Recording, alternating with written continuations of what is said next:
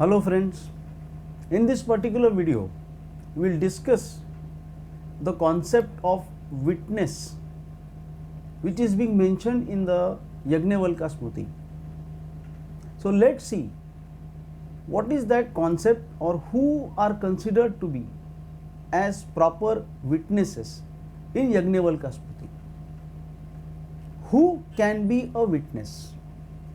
Sannyasi, one who gives donation, one who comes from a good family, one who speaks truth, one who has sons, wealthy person, one who has knowledge of Dharma Shastra. So these are the category of people which according to Yajnavalkya are people who are competent to be considered as proper witness in the proceedings. There is one more aspect that is written, and that is minimum 3 witnesses in every case.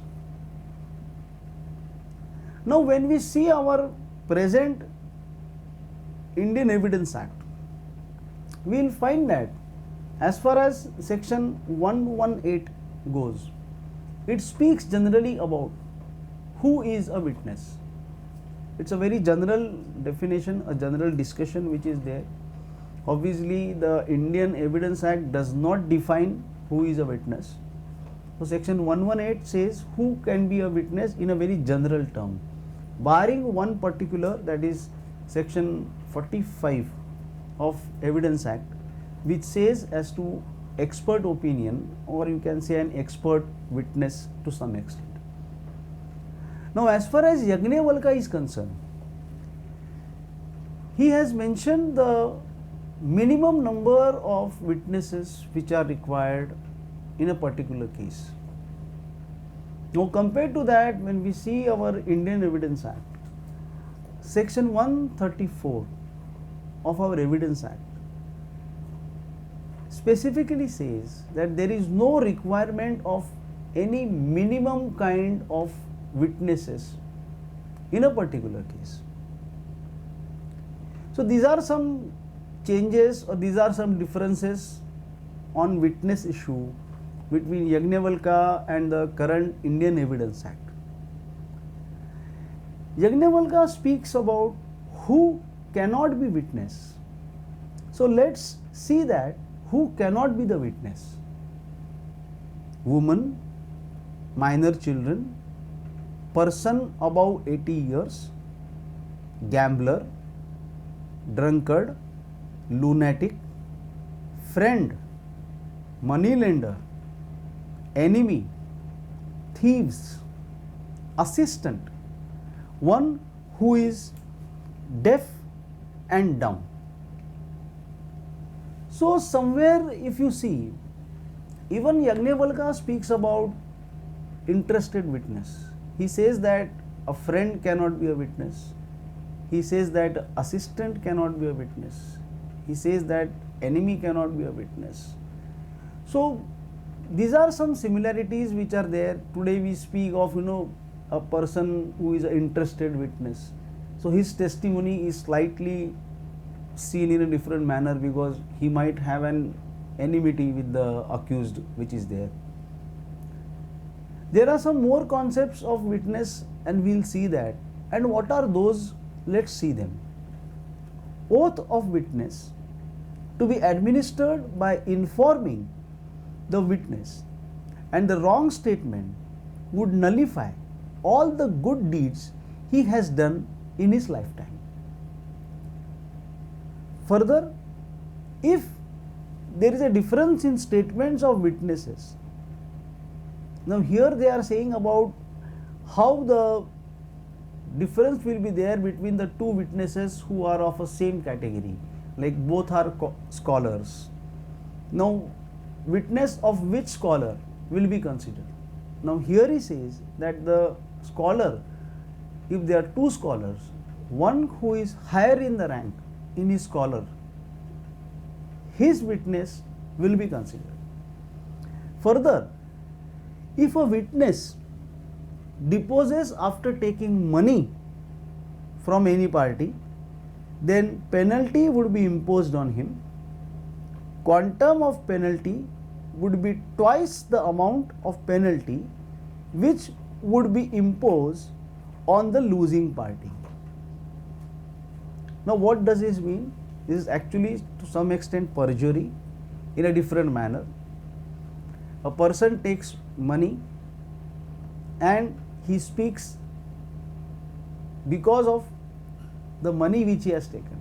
So probably he is not speaking what he is supposed to speak, or what is the truth he is supposed to speak. So if some person is found that Yajnavalkya says he should be fined, such witness should be penalized. Now further he speaks on witnesses. If a person is ready to be witness in a case and does not turn out for deposition, in such case penalty would be imposed. Quantum of penalty would be 8 times the amount of penalty which would be imposed on the losing party. That means a person who has accepted to be a witness and does not turn up, there was a penalty imposed by Yajnavalkya in that particular time.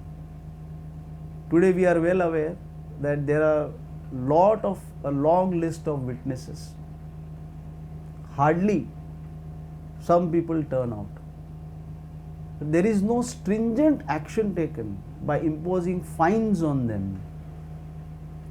This should be there, and this was existed in ancient times.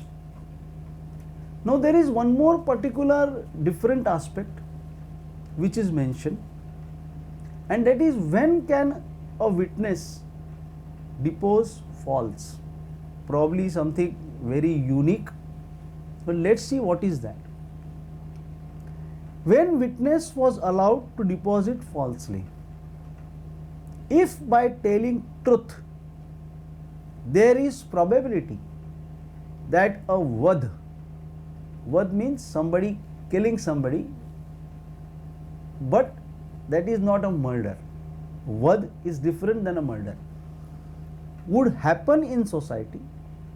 In such case, witness was allowed to give false deposition.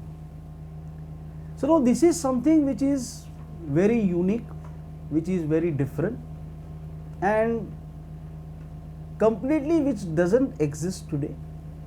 Probably this concept that a person is allowed to depose falsely was mentioned by Yajnavalkya considering the time when this particular provision was there, so that there is no local disturbance, the community is not disturbed, the humanity is not into problem. Probably this must be the thought process of Yajnavalkya when he says that certain witnesses whose correct deposition may create a turbulence or a problem in a society. In such case, they are allowed to depose falsely. I think that was a very practical way of thinking as per the situations, as per the circumstances which existed at that point of time.